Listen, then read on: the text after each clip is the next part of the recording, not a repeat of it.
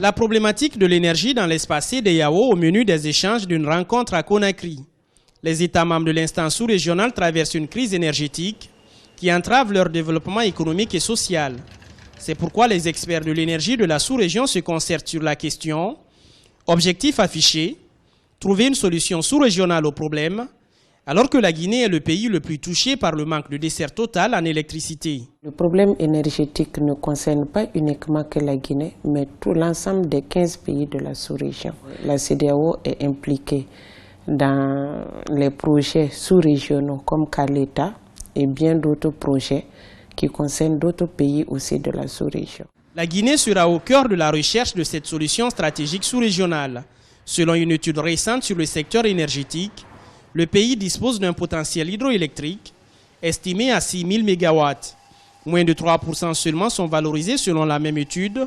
À Conakry, ce projet d'interconnexion électrique avec les États de la CEDEAO est bien suivi par les autorités. Ce projet qui est très avancé va permettre à la Guinée, pour combler son déficit, d'acheter l'électricité avec des pays voisins. La Guinée, dans le cadre de la CEDEAO, est un pays auquel le livre blanc assigne le rôle de produire, transporter et vendre l'énergie aux pays voisins. Pour l'heure, la Guinée peine à assurer la desserte totale du pays en électricité. À ce jour, la demande est d'environ 600 MW, alors que la capacité de production installée est de 227. Le déficit de production reste important. À cela s'ajoute la dégradation progressive de l'outil de production à cause du manque d'investissement dans le secteur.